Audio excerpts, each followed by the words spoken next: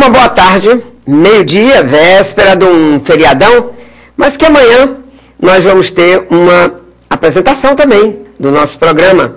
Amanhã vai ser uma coisa normal, mas teremos assim, faremos uma parte bem, pré-gravado, né? Mas teremos prontinho o nosso programa. E estamos aqui, então, nessa véspera de feriadão, todos muito animados, né? Porque todo mundo gosta de ter um descanso assim no meio da semana, fica diferente a vida da gente. Então, é assim.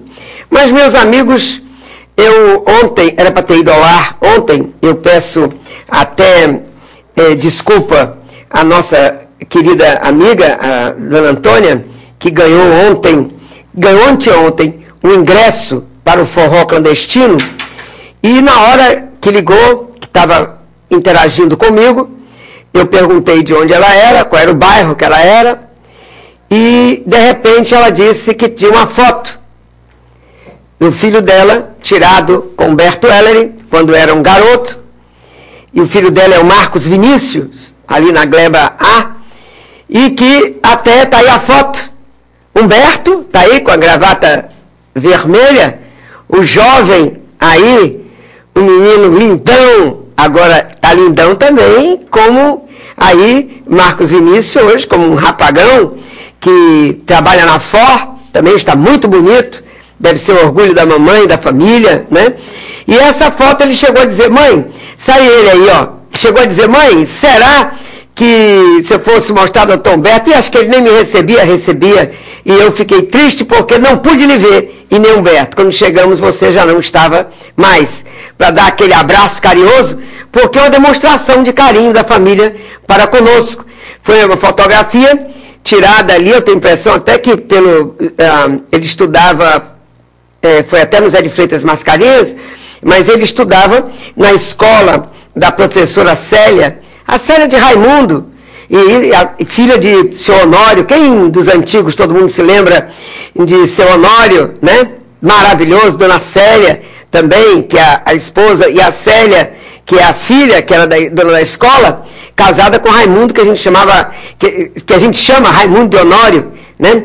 Um compositor que o Brasil inteiro conhece. Tem músicas que cantam que você não sabe que é nem dele. Eu queria até, se Raimundo estivesse ouvindo, ou Célia, que me desse assim me emprestasse, depois eu mando gravar, a música, para que eu colocasse até aqui no nosso programa, para que Camaçari visse, né? E lembrasse dos nossos valores, dos nossos trabalhos, né? Que essa beleza que é Camaçari.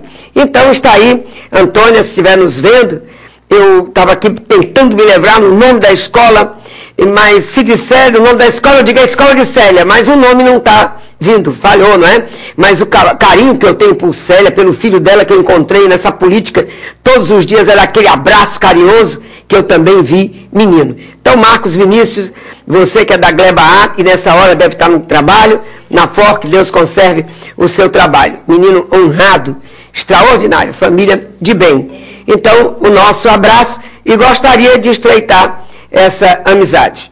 Bom, meus amigos, já que estou falando assim já em Camaçari, eu vou dar um toque já, mesmo no início do programa, de mais um descaso que está acontecendo aqui na Rua Princesa Isabel. Os moradores estão reclamando do descaso. Vamos ver o que é isso, Tamara. Os moradores da Rua Princesa Isabel, localizada no Parque das Mangabas, estão indignados com o descaso com parte da rua, que só foi asfaltada até a metade. Sobraram apenas cerca de 60 metros sem a pavimentação e as condições de saneamento básico necessárias para se viver bem. Os esgotos ficam expostos e os próprios moradores tentam resolver o problema com pequenas ações, mas de grande serventia. Triste, não é só eu, mas todos os moradores daqui, porque eles deixaram a estrada completa até a metade e não chegaram até o final da rua. Então nós queremos que possa eles virem fazer isso, né? Completar até o final da rua, para que melhore a situação, porque fizeram até ali, está lá o asfalto, mas até o final da rua não fizeram nada. Então a gente estamos querendo que eles façam a melhoria, porque é péssimo aqui viver assim, desse jeito, entendeu? Porque quem tem carro às vezes chega a ter aí, sai numa boa, mas eu que não tenho carro e não posso estar andando assim. Tem que pisar na lama, né? Tem que pisar na lama, capengando, mas para fazer alguma coisa. A rede de esgoto, por exemplo, não tem aqui. A rede de esgoto aqui é zero. Aqui para baixo não tem. A rua, essas condições daqui, sem pavimentação, sem nada. E a gente quer uma melhoria, porque a gente vota, né, quando o candidato, para ver uma melhoria no bairro, né, e geralmente não temos. Quais são os principais prejuízos que o senhor tem por conta disso? Por exemplo, a gente não tem uma rede de esgoto. Isso aí é um prejuízo grande que a gente... de mosquito. Enforça essas coisas todas, né? E outras coisas mais. A coleta de lixo ainda é correta, que passa todos os dias. E quando chove, né? A lama. Bom, porco, né? Na lama, na hora que chove, aí vira uma lama da desgrama. Aí ele tem de andar aqui, pegar o saco, chegar lá em cima, botar a sapato no pé de novo por causa da lama. Pra não melar os pés, isso, né? É. E por conta dos esgotos ficarem expostos a bebê do senhor, como é que fica a questão dos mosquitos? É demais esse problema? Aí é um fedor triste de noite aí, de madrugada aí. Tem que escolher a água aberta aí, top tudo aí. Aí é difícil aí. Cadê o prefeito? Alguns moradores também acreditam que esse descaso com a Rua Princesa Isabel pode ser por conta de algumas casas terem feito propaganda do candidato da oposição. E a população pede que o problema seja resolvido. Peço que as pessoas, os prefeitos que já está na ativa aí, tomem atitude, que faça isso, para melhorar a rua nossa. Que olhe para a rua, que olhe as nossas condições de moradia, que não é digna. Condições ruins mesmo, péssimas. Consertar a rua do esgoto aqui de Monte Gordo. Ai, minha bebezinha, aí fica passar por isso.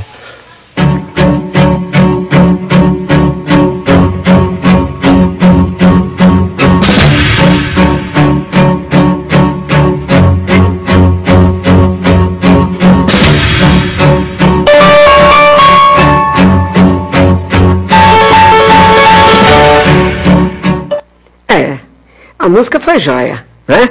A Tamara também, meus parabéns ao Almir. Mas é isso, já estivemos aí 3 vezes nessa rua.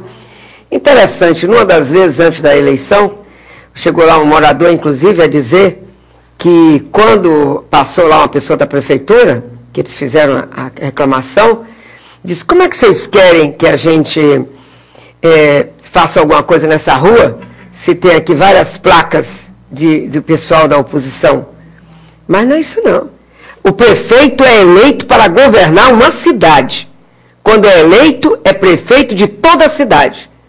Como presidente da República, é o presidente do país inteiro. O governador, quando assume, ele assume para poder governar todo o seu estado. Então é assim, a vida é assim. Ao contrário, se não gostam dele, ele faça o máximo que puder para que possam valorizá-lo. Não votaram porque era ruim. Porque hoje você pergunta do Caetano, está em Brasília. Semana passada estava não tem por onde. Você não encontra aqui. Você não encontra.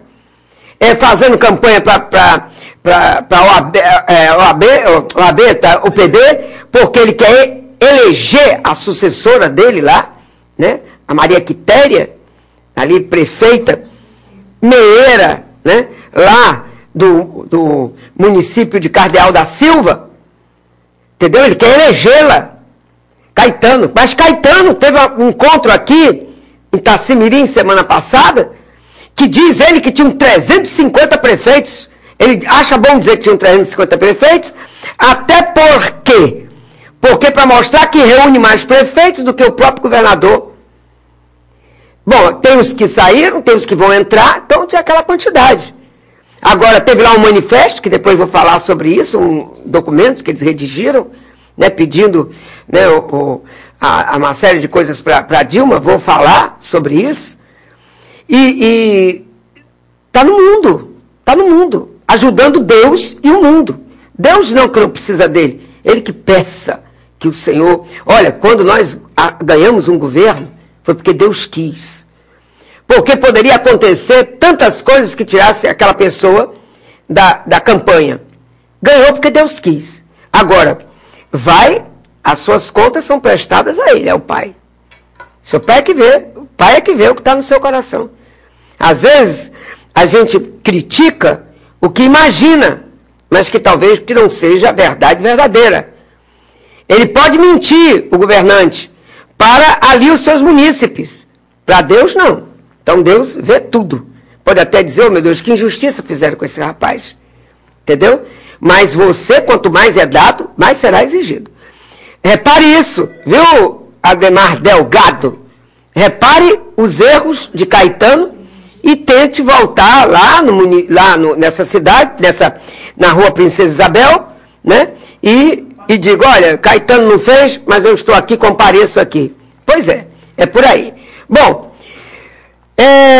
a presidente da República, ela tem até o dia 30 de novembro para manifestar-se sobre a proposta da partilha de royalties do petróleo, aprovada no Congresso Nacional.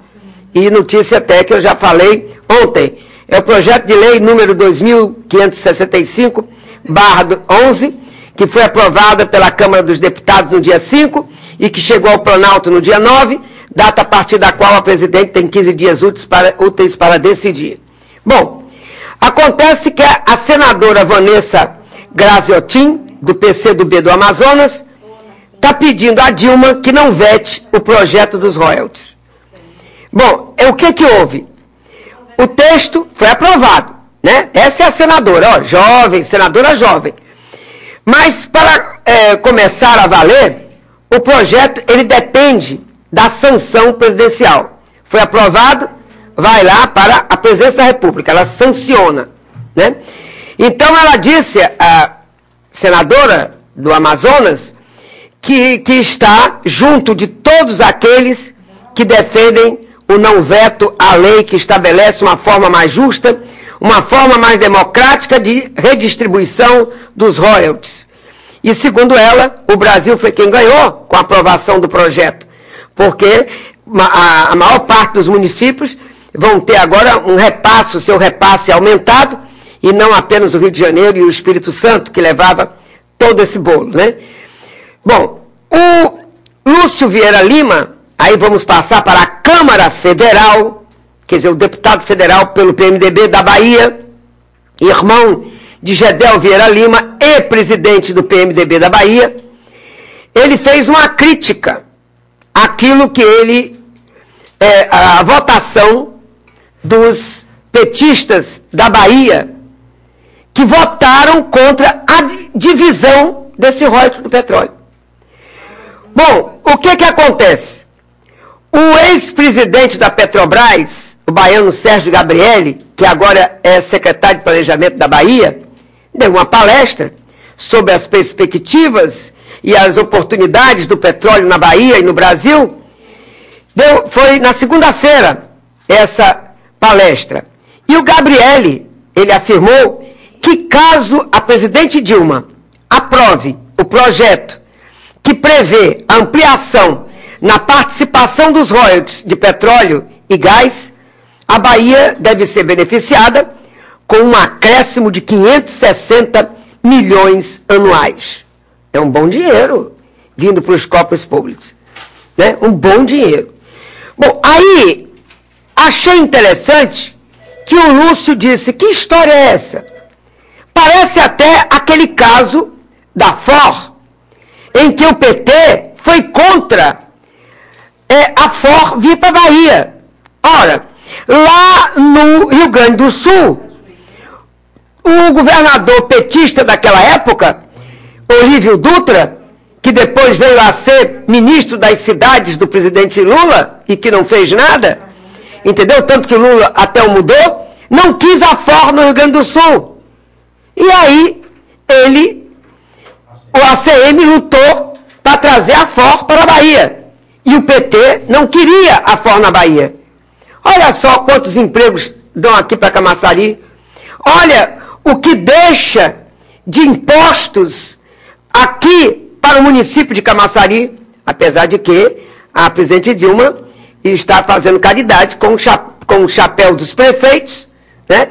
E tirando esses impostos para poder vender mais carros, o povo compra mais carros, as ruas cada vez se engarrafam mais, porque os governantes, os prefeitos não estão fazendo avenidas, está criando ou viadutos, criando horrores, e o dinheiro não vem. Beneficiou quem?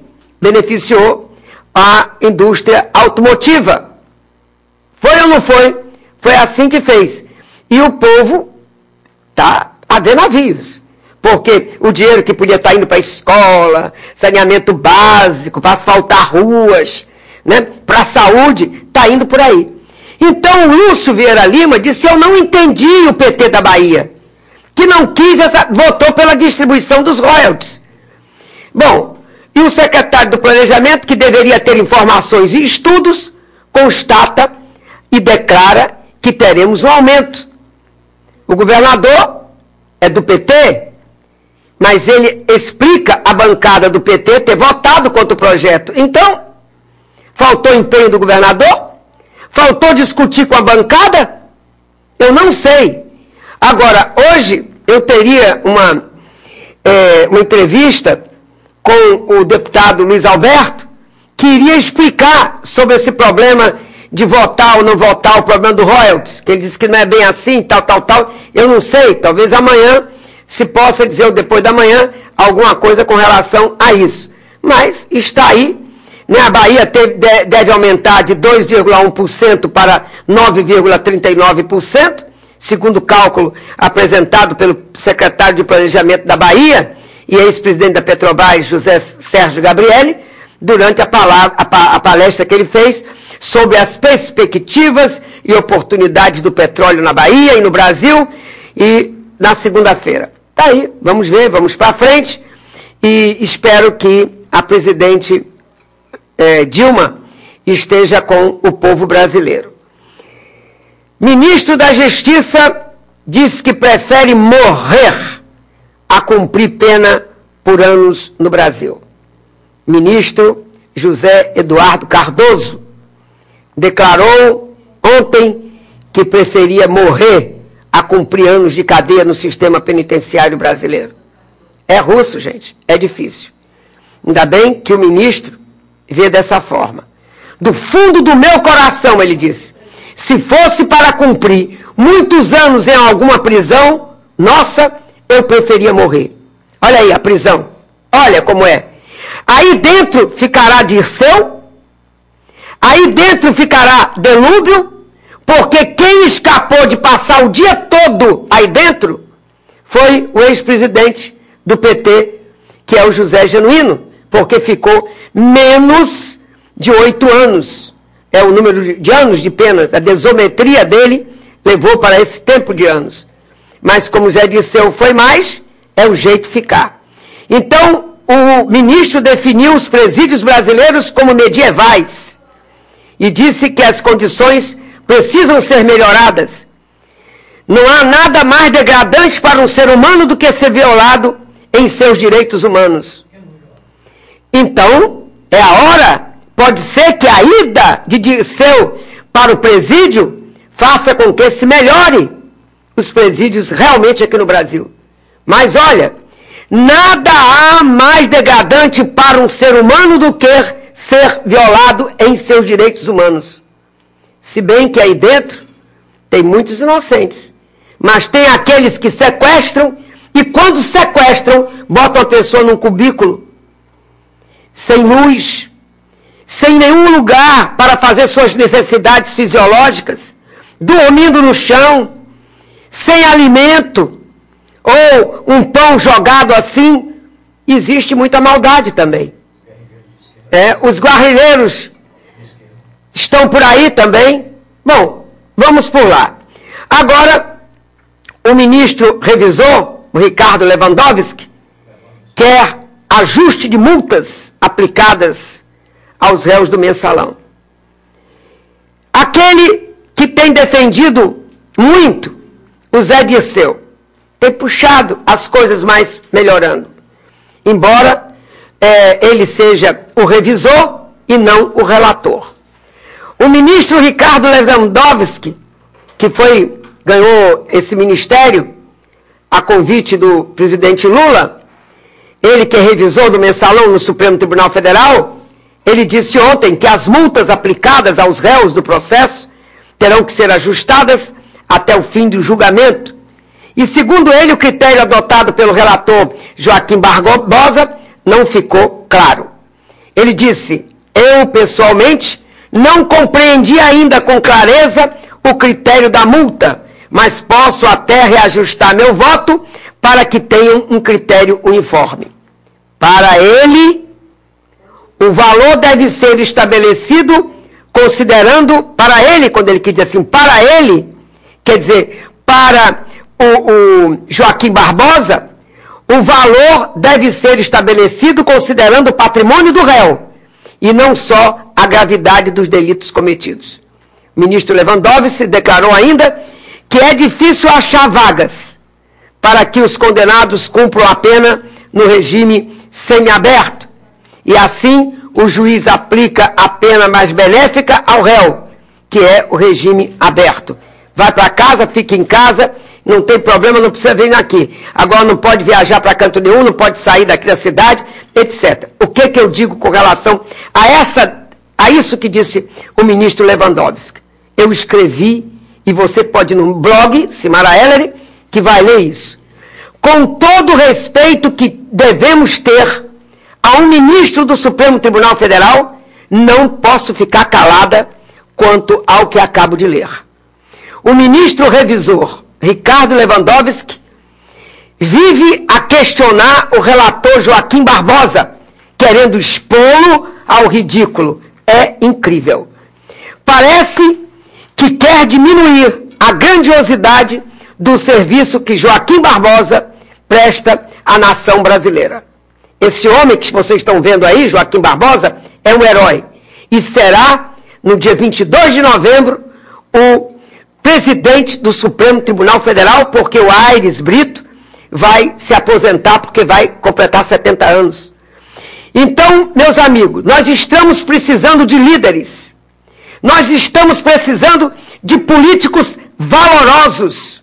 Nós estamos precisando de ícones. Estamos pobres de homens e mulheres que deem aos brasileiros a segurança de que estamos no rumo certo. Mas o ministro Ricardo Lewandowski disse ontem que as multas aplicadas aos réus do processo terão que ser ajustadas até o fim do julgamento.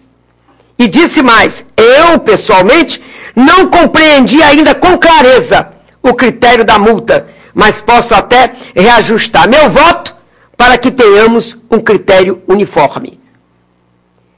Olha, meus amigos, quando Lewandowski se mete, é para puxar para baixo, é para aliviar o nó.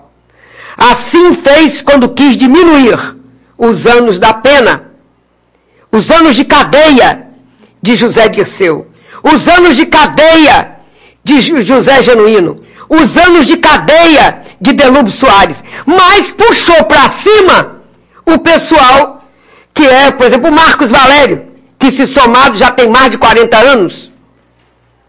Olha só, e tendo um ministro da Casa Civil, que é o Zé Dirceu, um homem fora o presidente da República, que era o mais importante da nação brasileira. Minha gente, pois é, mas o publicitário Marcos Valério está aí, sendo como se ele fosse um homem sedutor, que tivesse seduzido todos os outros, mas quando você seduz um superior, então esse superior é um abestado. Então, o Lewandowski, ele quis diminuir também os anos da pena, como agora, a diminuir a multa a ser paga. Reajustar o voto do ministro é advogar pró-réu, pró-Dirceu. reajustar o voto do ministro, aí eu quero dizer no caso que é o Zé Dirceu, é advogar para ele. A aflição do ministro revisor, do Lewandowski, é porque ao revisar a pena de Dirceu, ele não conseguiu trazê-la a menos de 8 anos, o que o levaria para o regime semiaberto. E Dirceu pegou 10 anos e 10 meses, regime fechado. Cadeia. Eu sinto muito, mas o Dirceu errou. Ou está pagando, ficou calado, está pagando por alguém que ele não quer dedurar. Problema dele, se ele não quer dedurar. Se tiver uma pessoa ainda mais acima, problema dele. Mas para os mais de 600 mil reais de multa que Dirceu vai ter que tirar do bolso, não dá para deixar por menos, a não ser que fôssemos ressarcidos do valor que levaram, que ele autorizou que fosse tirado. Devolvam o dinheiro que foi desviado à Sorrelfa e que poderiam ter ido para as escolas. Quando eu digo devolvam o dinheiro que foi desviado à Sorrelfa, aquele que foi desviado por baixo do pano e que poderiam ter ido para as escolas. Sorrelfa, o dinheiro que vai escondido é esse. Esse dinheiro podia ter ido para as escolas, para os hospitais, para a segurança, para o saneamento básico, para as nossas crianças, para os projetos de criação de emprego. Devolva o dinheiro. Então, quantos morreram por falta de remédio que não chegaram aos hospitais públicos e nem aos postos de saúde? Quantos morreram por falta de vaga nas UTIs? Quantos morreram nas estradas péssimas do nosso país por falta de verbas para seus recapeamentos, acostamentos inexistentes, pontes estreitas sem sinalização?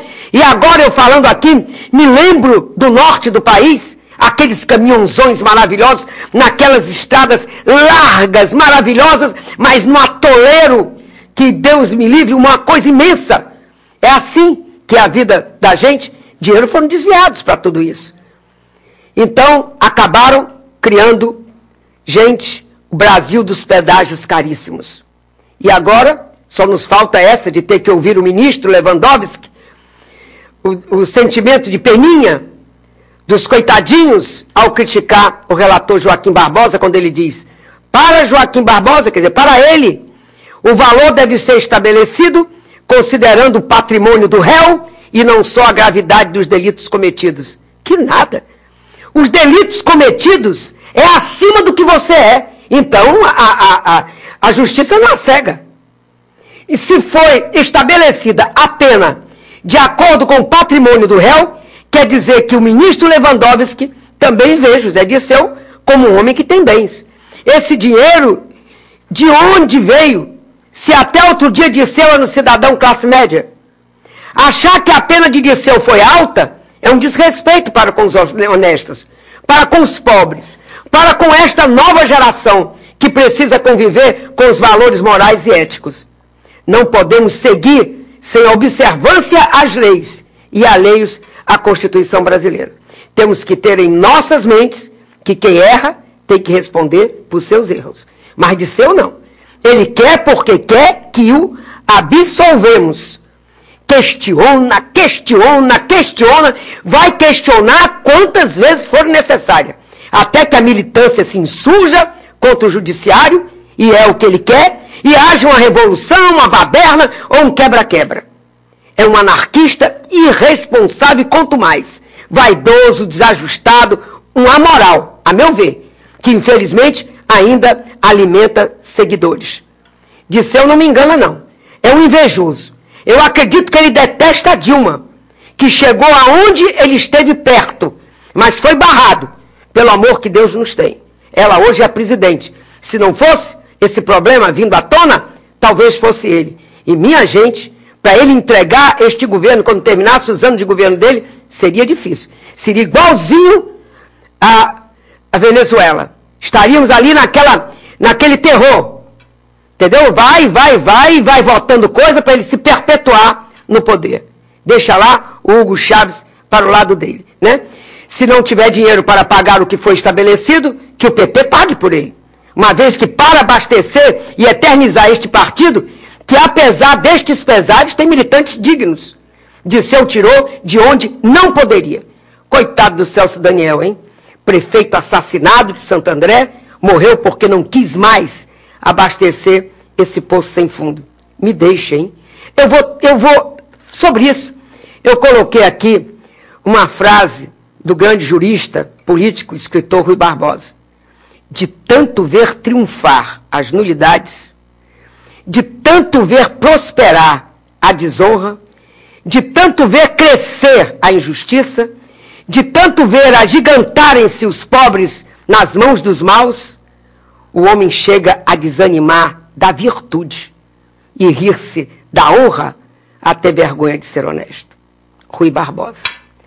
Está postado também na entrada do Tribunal de Justiça da Bahia, essa frase escrita em bronze sobre mármore.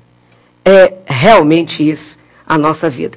E enquanto isso, meus amigos, eu pergunto quanto tempo eu tenho ainda do programa? 5 minutos.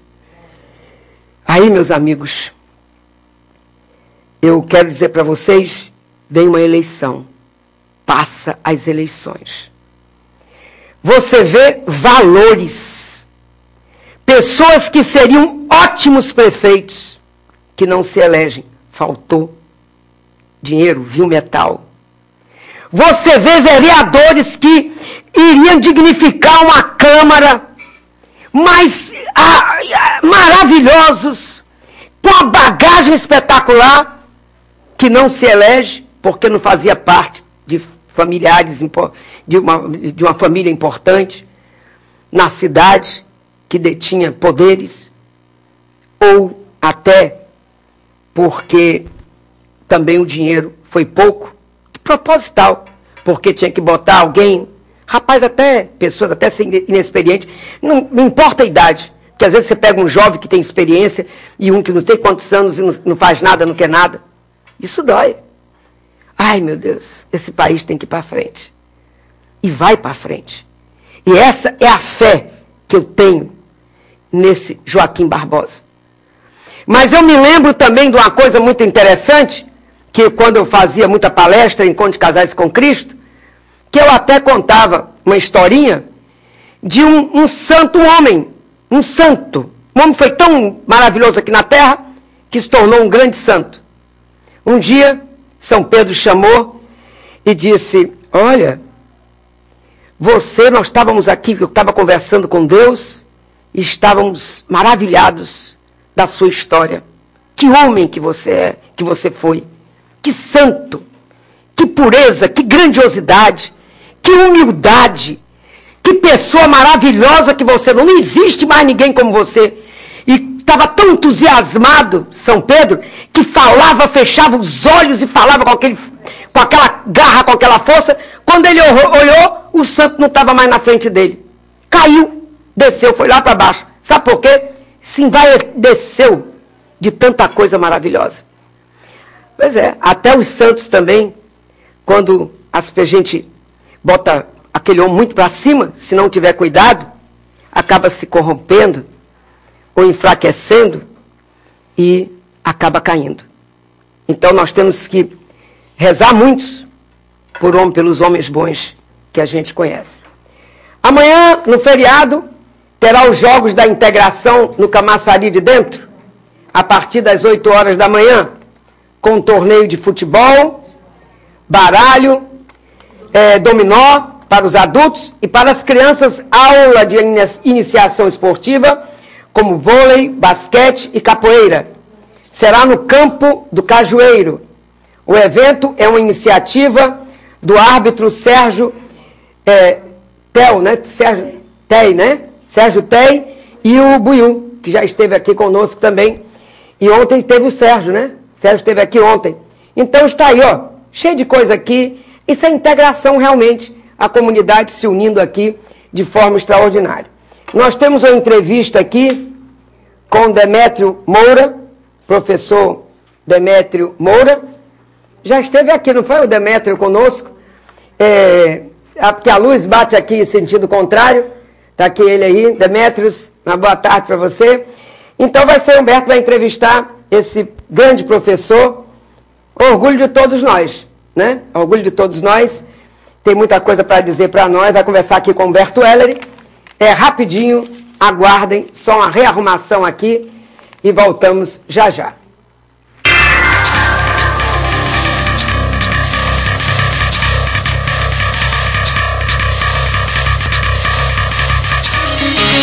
Tudo tem a ver com alguma coisa. De onde vem a água que a gente bebe? Da torneira. Ih, nada a ver. Vem dos rios que nascem da mata. Sabia que a gente só respira por causa das árvores? A árvore respira? A árvore respira. E o que você tem a ver com isso? Meu ar. Minha água. Minha árvore. Meu ambiente. Mata Atlântica. SOS Mata Atlântica. Mais 25 anos.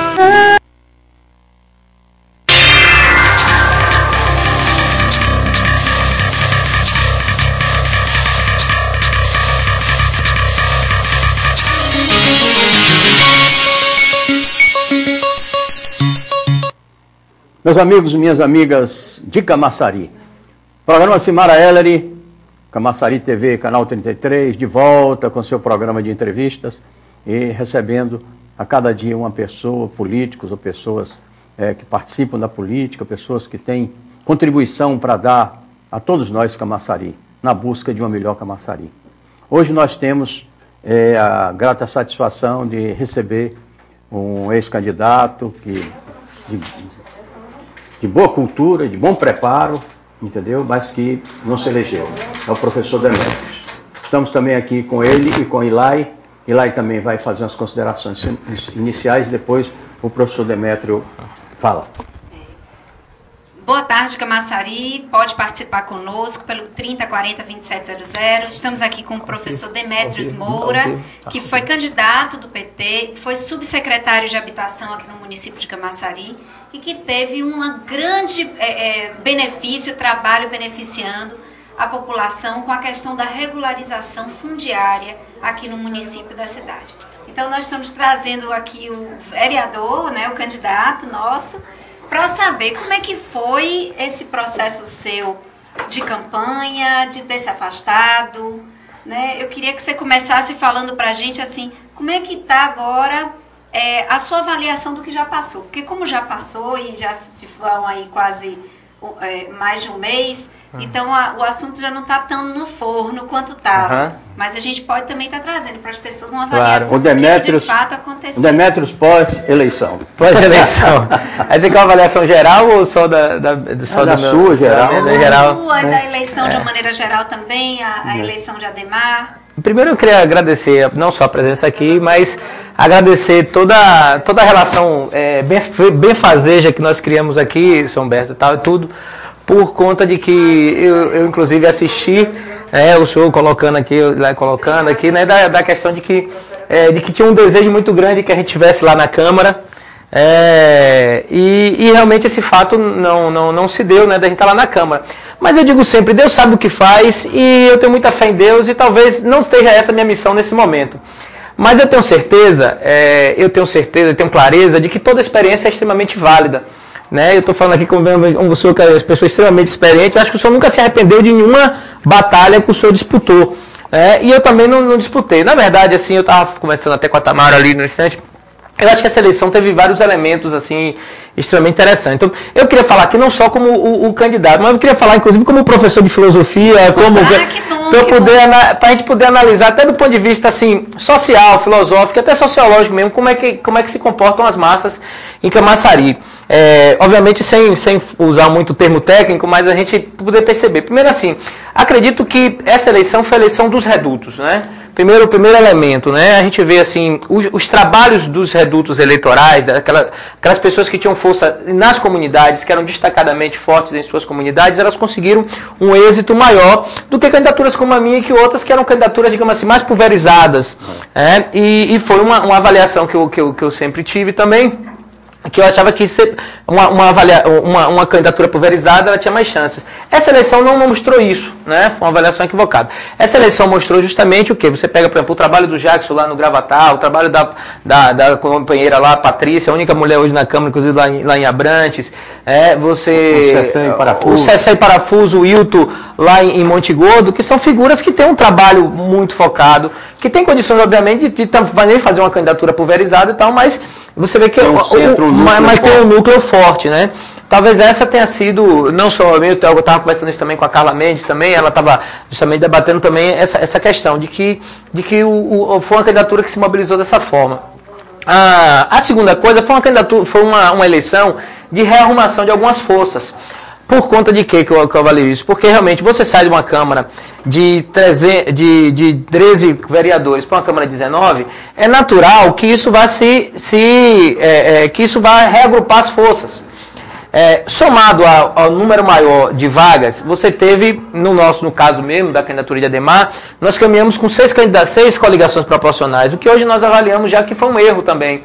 Por conta de que as 6 coligações proporcionais, né? Para quem está assistindo que não sabe o que é coligação proporcional, só para a gente explicar, a gente tinha 17 partidos que compunham a base de Ademar, de apoio de Ademar. Para as candidaturas de vereador, esses partidos se organizam em coligações. Então, essas coligações, na verdade, é como um balaio, é como um cesto, né? Nós fizemos 6 cestos, que às vezes o eleitor não entende porque o candidato tem menos votos e se elege.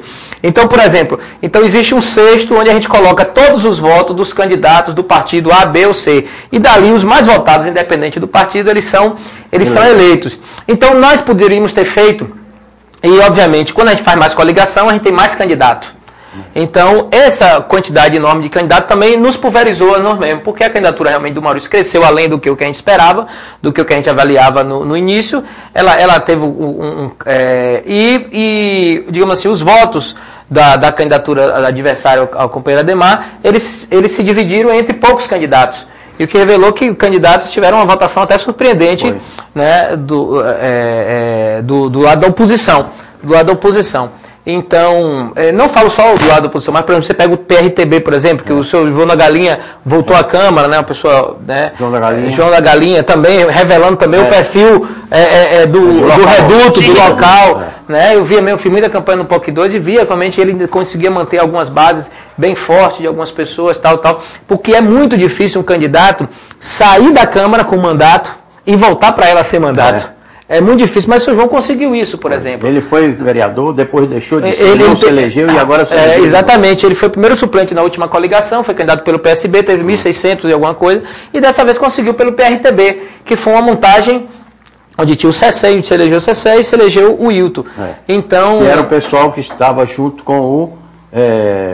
Com o Kleber, que depois aí Kleber fez as mudanças aí. Essas mudanças todas, prejudicou uns, aí o Wilton ficou com o Ademar, o Cessé foi para lá para a candidatura da oposição, foi para a candidatura da oposição e essa coisa. Então, de um modo geral, é isso. Na minha candidatura especificamente, eu avalio que dois pontos foram fundamentais, assim. Obviamente que a gente sempre espera ter mais, mas eu queria inclusive aproveitar esse momento para agradecer a todos os 980 pessoas, a todas as 980 pessoas que acreditaram no projeto, porque eu tentei fazer uma campanha muito em cima da possibilidade de representar bem a população na Câmara.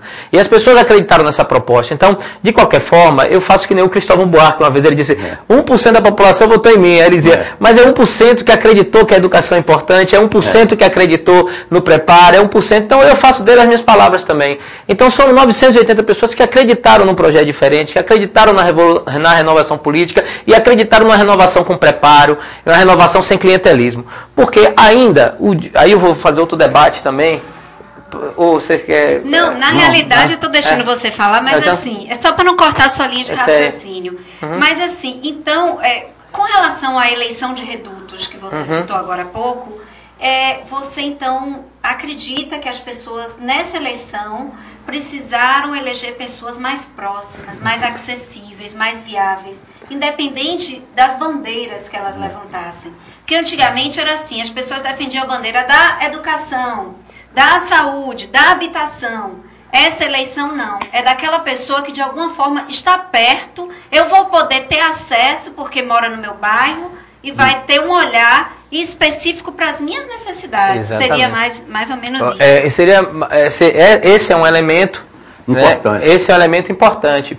O outro elemento realmente tem o trabalho comunitário que alguns deles já prestavam. Então existe também uma relação de gratidão dentro da própria comunidade, que não é uma coisa desprezível. Porque, vamos pensar assim, o clientelismo, existem vários níveis. Mas olha só, aí quando a gente fala dessa parte que você falou de gratidão, você, Demetrios, olha, você é uma pessoa que tem uma formação positiva grande. As pessoas, eu não conheço uma pessoa que não fale bem da sua postura, da sua inteligência, do seu trabalho. Isso é aqui, as pessoas que passam por aqui, são inúmeras pessoas de ambos os partidos, de vários partidos, e você é competente, o trabalho construtivo, e o que acontece? Você entregou 4.000 regularizações fundiárias. Então, você teve também um trabalho muito bom, porque você entregou você entregando para uma pessoa, você tem inúmeros parentes ali que podiam estar ao seu lado. Então, quando você falou aí dessa questão de gratidão. Tem a gratidão. Por que as pessoas não te viram como uma pessoa que deveria estar representando? Porque seu trabalho foi um trabalho muito importante. Deixa eu falar essa parte aí. Eu, ao longo desse período todo, eu vi muita gente que votou por gratidão, mas é uma minoria. É em torno, nos meus cálculos, de 10%. Entendeu? Eu diria que 70%, entendeu? É de esperança. Pessoas que levantam esperança, mesmo dentro da sua comunidade, de ficar ajudando aquelas pessoas necessitadas. Então a maioria quer esperança, é melhor escola, é melhor saúde, é melhor isso, melhor aquilo. São aquelas que estão esperançosas. E até aquelas que são esperançosas com os candidatos que vão fazer, com a esperança de arranjar um emprego, de arranjar um trabalho, de arranjar um suporte da vida. Aí tem 20%, aí já até aí tem 80%, né? Que foram 10%, mais 70%, 80%. Eu diria que 10% são, de certa forma, 10% ou até um pouco mais, ideológicos, e o restante é da bagunça. Aquele que vota de qualquer jeito, chega lá na hora, quem é, não sei quem e tal, pouco está se lixando com a vida da comunidade.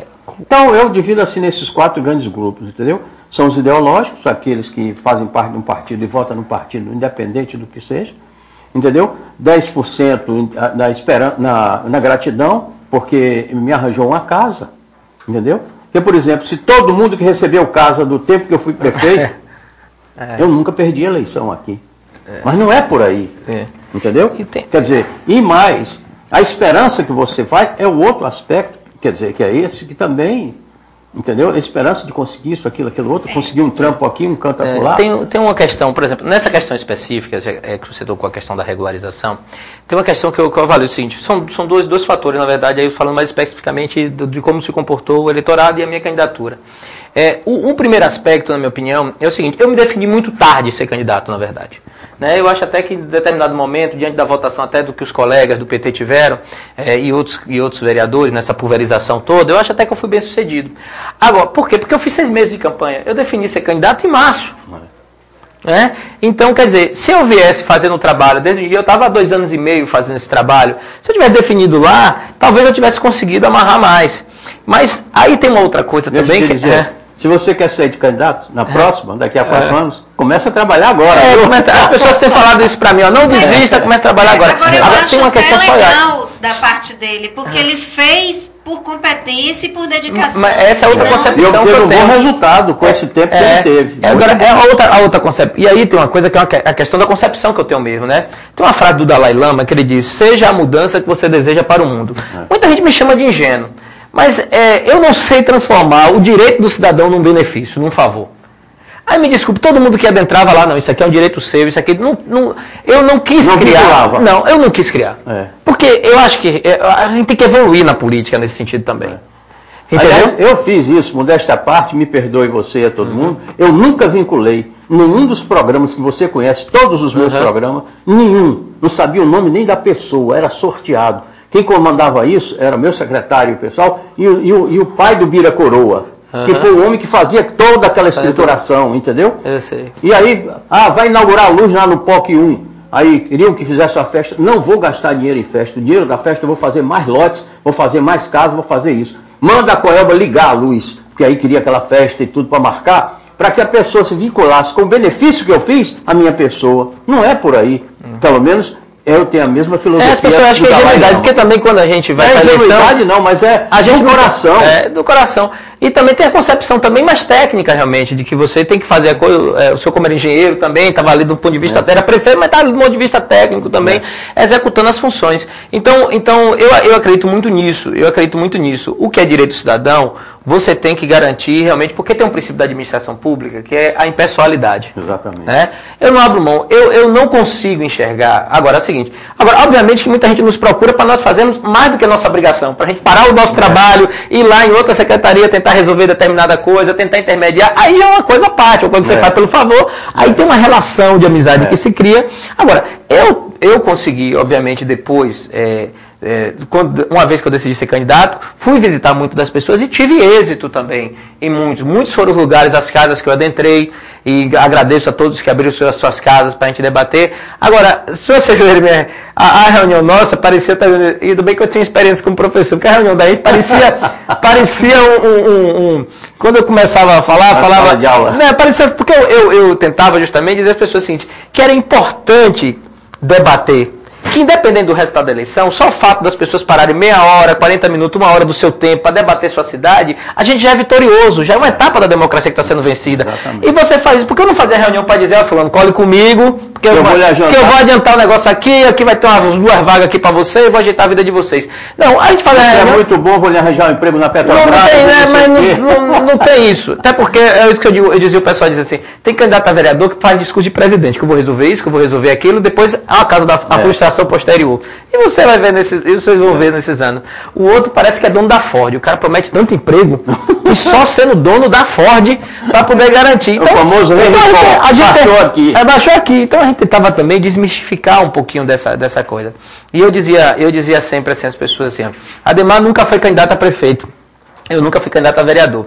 Porque às vezes a gente está num show, a gente vê a banda tocando, a gente não sabe às vezes que para acontecer aquele show precisa do road que está lá carregando, precisa do operador de som, que a gente não vê, precisa da mulher que vai lá, ou do homem que vai lá limpar o camarim, tal. E a gente não vê que pessoas que não aparecem é que fazem o trabalho acontecer. Exatamente. Então eu e Ademar somos 2 pessoas que sempre estivemos no bastidor, executando. Agora tem uma outra coisa, viu?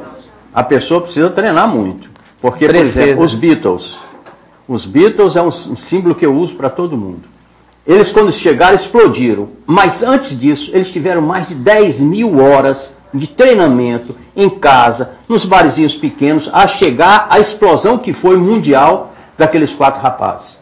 Muito sangue, suor e lágrimas. Não é não? Certamente. Continua aí. Certamente. Agora, eu queria também dizer o seguinte, que em setembro, você foi dado como uma pessoa fortemente...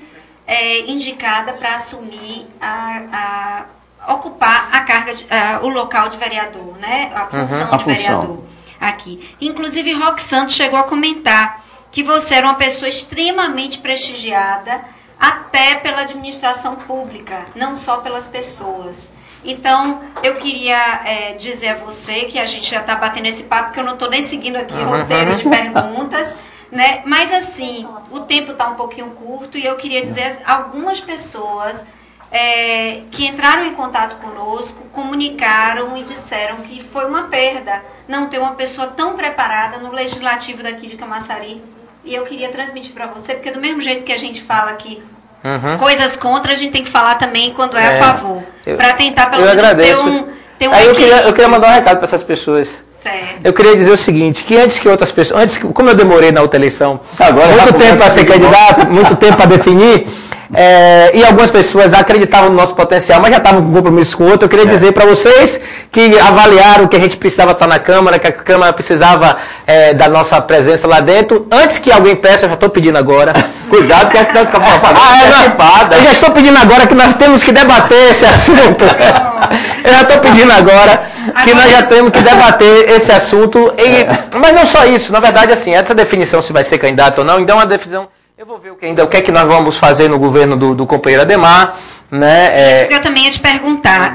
Primeiro, também dizer que alguns companheiros seus estiveram aqui, fizeram uma leitura também de que essa eleição pulverizou demais, como você falou, e que muitas pessoas que eram cabos eleitorais saíram com seu próprio nome, o que dificultou muito você manter um certo nível de votação. Né? Agora eu queria dizer assim, como é o seu futuro político, porque você já foi subsecretário, se você vai voltar a assumir isso junto com a Ademar, o que você vai fazer, continuar fazendo aqui pelo bem-estar do povo de Camaçari? Olha, eu estou dizendo, tem uma coisa importante nesse momento. Assim. Primeiro, assim, eu sou um militante do Partido dos Trabalhadores, sou um quadro que, na administração do prefeito Caetano, realmente tive posições que de destaque me permitiram aprender muito e ajudar também, consequentemente, a comunidade, porque tem uma coisa que é uma característica, eu não tenho medo de ousar. Então, se me dá uma tarefa, realmente, eu vou para frente. E a Ademar ainda não definiu nada, mas a minha conversa realmente é de corpo presente. Eu disse, companheiro, eu estou à disposição em qualquer das áreas. Trabalhei em várias áreas durante esse governo do prefeito Caetano e estou à disposição. Não estou aqui para fazer pressão em cima do prefeito, nem nada. Eu quero ser solução. Eu quero ajudar o prefeito Ademar a consolidar seu nome, porque sei da capacidade ética, da capacidade técnica que ele tem. E como eu concordo, como eu coaduno com essas posições, tanto éticas quanto técnicas, que eu acho que realmente o PT precisa ser repaginado vencendo pela técnica, como é o caso do Haddad, que pode fazer um bom governo em São Paulo, como é o caso da Dilma, que você vê que Dilma foi a presidente que no primeiro ano de governo perdeu 9 ministros e conseguiu manter a estabilidade do governo. Então, quer dizer, ela nunca teve medo. É porque depois que passa, teve a crise daquele do ministro, depois que passa a gente parece que esquece. Mas somente alguém que tenha muita clareza do que quer fazer, muita perspectiva, muita firmeza, consegue perder 9 ministros e manter o governo com a estabilidade que a presidente tem mantido. Ademar da mesma linha de Dilma, Ademar da mesma linha do Haddad, entendeu? Não tem medo de ousar. Agora, e tem experiência. Com relação a essa perda de ministérios na época, é porque ficou muito claro na imagem do povo e do cidadão que as mudanças eram mudanças necessárias, né, para que o governo realmente, para que ela mostrasse a postura dela de rigidez, de princípios, não vou aceitar tais e tais coisas. Então, assim, tinha esse link que eu acho que foi o que tranquilizou muito a população, isso aí. Né, em relação a isso. Agora vamos às considerações finais. Eu, por mim, já digo que agradeço. Ficou meio corrido aqui, porque a gente deixou solto para que você falasse, realmente agradecesse seus votos, e passo de volta a palavra aqui a você. Eu queria agradecer novamente a população que acreditou na proposta, mas toda a população que realmente, mesmo que não por algum motivo ou outro não votou na gente, mas que realmente torcia por nós, torcia pela nossa vitória. Mas eu queria dizer o seguinte, que tenham fé em Deus como eu tenho,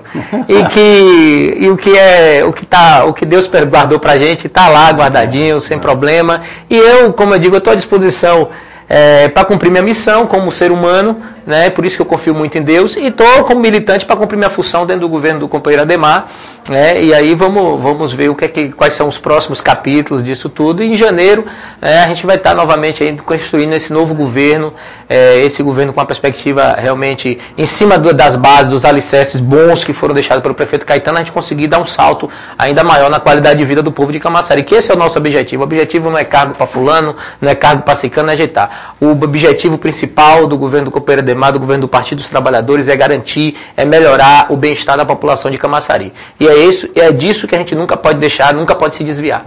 Ok. Eu quero agradecer, Demetrios. Você sempre é uma pessoa muito querida por nós, entendeu? Porque você é uma pessoa que tem essa visão do melhor para a comunidade. Eu sei do teu trabalho. Já muitas pessoas me falaram do seu trabalho, da seriedade, do comportamento e tudo, entendeu?